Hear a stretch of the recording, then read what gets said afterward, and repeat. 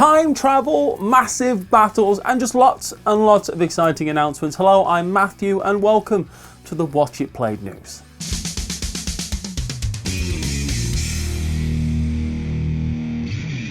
Ethnos is a great game by one of my favourite designers, Paolo Mori, so I was really happy to hear that it's got a new life with a new publisher as Space Cowboys are bringing us Archeos Society. We are told in this 2-6 player game, releasing in June, to guide our teams as we explore legendary sites, deciding between small expeditions for quick progression or larger expeditions which are more efficient but slower to assemble. On your turn, which from my experience is almost always your turn as things move super smooth and fast in this game.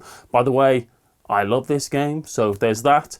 You will either recruit a new explorer or launch an expedition by playing your cards using a group of matching colours or roles. And it's the expedition leader that will also really matter, as that will determine which region you explore and provide a special ability for them when they get there. And the trick is that all the cards in your hand that you didn't use that turn are then discarded and made available for the other players to draft from when they pick their cards. I'm really excited to see how this new version will all come together. Will the new board still just be a map of Slovakia?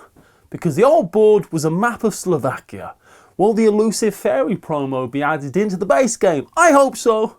All that information will be released in May, but now I'm just very tantalised. And becoming available even sooner is the game that helped make this episode possible, Doctor Who Nemesis from Gale Force 9, where the Doctor's many adversaries seek to twist space and time to their own ends. And you are one of these Nemeses, taking the form of either the Master, Cybermen, Weeping Angels, or a dastardly devious Dalek. Win by completing a nefarious scheme, but it's not that easy trying to rule time and space, because you'll also have to contend with your rivals and interfering Time Lords, including your old Nemesis, the Doctor, who endlessly seeks to thwart your plans.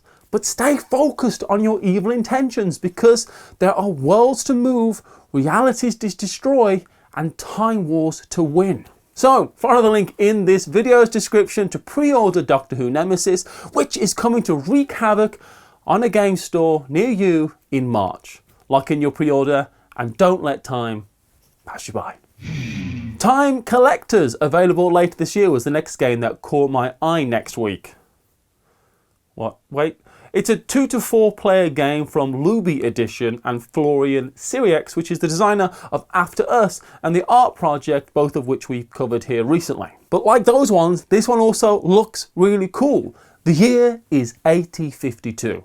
Time travel is now possible, which I thought was a bold opening, honestly. But in Time Collectors, you'll be travelling through time to, I think, loot the past for goodies. I think you're going back in time to rob things. There's not too much information available about this one, but what really hooked me was that you'll be rolling your 4 dice and organising the numbers into the year that you want to travel to. You can mitigate your dice roll by using time crystals, and while you're back at the date that you've managed to create, you'll be able to collect riches, rob the past, in order to create the best collection of all time. Time Collectors. Apex Legends is a widely popular battle royale hero shooter game developed by Respawn Entertainment and published by Electronic Arts. And now we have the upcoming Apex Legend, the board game, coming from Glass Cannon Unplugged, who very recently brought us another video game re-implementation with the really well-received Frostpunk, the board game. Apex Legends, the board game, is being touted as a highly competitive, intensely tactical team versus team miniatures game for 2-4 players.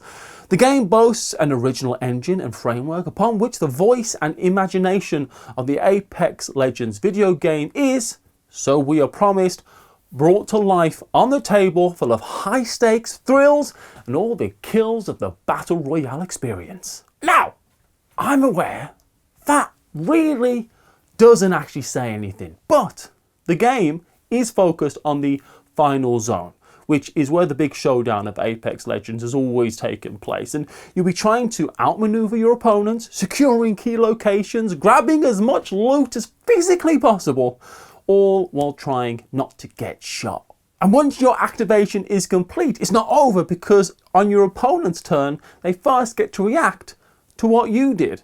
This one is going to Kickstarter, and with the success of Frostpunk, the board game, under their belt, I'm excited to see another video game come to tabletop form from the same company. I'll be honest, I had not heard of the Netflix show The Last Kingdom, where the Danes and the Saxons generally don't get along during the 9th century. But I saw a bunch of people very excited that Gameling Games and designer John D. Clare were bringing The Last Kingdom board game to Kickstarter this year. This is a game of war and politics, which stands to reason for 2 to 5 players, where you are one of the great commanders and politicians in this war-torn land known today as England. It's great here now too. Both Saxon and Dane armies openly battle for dominance, and it's up to you to tilt the scales of power, and to claim these lands you'll need to tread a dangerous path between both sides of the conflict. And by that I feel like they mean betray your allies, because you could betray your allies. It's an option. This looks great. You're not really on a team, it feels like you're just helping whoever ultimately will help you the most as you wage war and pull political puppet strings in the background. I'm a big fan of intrigue in games. With John Clare behind the design, who recently released Rolling Heights, which I very much enjoyed, call me beguiled. I'm beguiled. One thing I really wanted to talk about is that Hub Games are running a fundraiser for the DEC Turkey Syria Earthquake Appeal. And as a reward for donating at different levels, they will even send you, or someone you nominate, a copy of Prisma Arena, which is Hub's games all about fighting for hope. If you donate at least $20 to the fundraiser, linked in the video description, 100% of which will go to DEC, Hub will send you a copy of Prisma Arena if you'll cover the $6 delivery fee. And you don't need to get the game if you'd rather just use this as a great avenue to send money in the right direction to aid relief efforts surrounding the natural disasters. I hope you'll consider this, and thank you so much for allowing me to talk about it with you here. Druids! There's Druids afoot in Rio Grande's latest game called Druids, which plays, and this is what really grabbed my attention, 2 to 8 players. In Druids, members of different tribes compete within the sacred forest with the aim of being named Archdruid. I'd simply have them fight to the death, but instead each player controls a druid and their animal companion, it's a wolf, and have to manipulate the forces of nature, water, air, fire and earth to generate magic gems as you attempt to activate a series of druidic runes in order to succeed. And of course, the druid who activates the most powerful series of runes will become the Archdruid of the forest, which is very much like how Watch It Played works, honestly. It's really curious, this whole game. I'm very interested and looking forward to getting more information about this one. So I'm pinning this on my curious board for now. You know, there's a chance that tile placement is my favourite board game thing. So when I saw a game called Tiles of the World, I'll be honest, again, mildly beguiled. So this is a 1 to 5 player tile placement game from designer Z Mendes, who recently brought us Brazil, and in it we are tasked to take on the role of great leaders of the past to build our own ancient city. Each player will use their gold each round to build tiles that will increase their city's economy. A city that produces more food and generates commerce brings more population, and that's what we want. So, using the 5 types of buildings, each of which provides a different type of resource, we will make our cities evolve from the humble beginnings of a simple settlement to the largest city in the world. Which, you know, wait until the Danes arrive, as is my people's tradition. They're not here to make friends. You'll need to plan and build your roads so that buildings you create can be enclosed to score you big points, as well as thinking about the monuments and wonders on offer. And much like our lives now, if your gold runs out, your turn is over. And once all players have spent their gold, new round begins, opening up new buildings and roads for everyone to vie over. Sea dragons! There's sea dragons! Don't tell the Druids! But this one captured my attention because look at that cover! In this 2 to 5 player game from Factor Juegos, humanity has become more daring when sailing the seas. Hubris. And so, more and more pirate ships are venturing into the forbidden seas of the gods. No, that's a bad idea. And you must protect the seas by sinking pirate ships, collecting their treasures, and becoming the legendary protectors of the aquatic kingdoms that are full of sea dragons. Each player takes the role of a family of sea dragons who are seeking to become the protectors of these forbidden seas.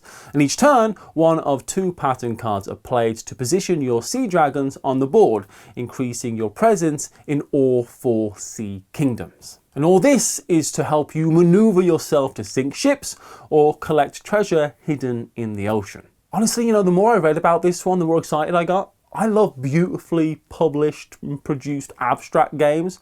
This is something I'm really looking forward to.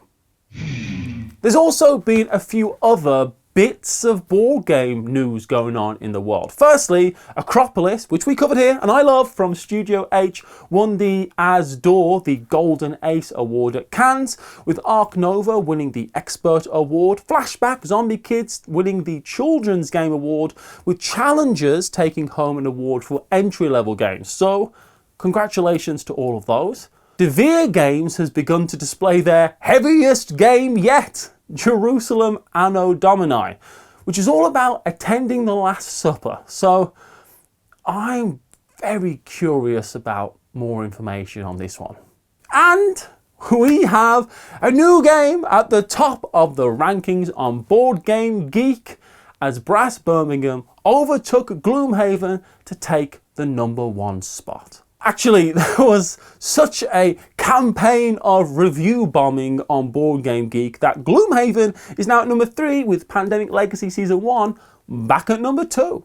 While I have opinions on what I perceive, maybe, as a bit of a war between Euro games and dungeon crawlers as it plays out in the rankings, a part of me, you may have heard my voice, a part of me is very proud to see a game about my neck of the woods take the top spot. Having the words "The Black Country" strewn across a board of the most highly rated game in the world, honestly, feels pretty nice. It's terrible here, so this is a nice little boost. But if you want to see more votes being counted, you can also actually watch something being played here on Watch It Played with Paula's solo playthrough of Votes for Women. She's also wearing a costume no one asked her to wear. And I'll see you over there.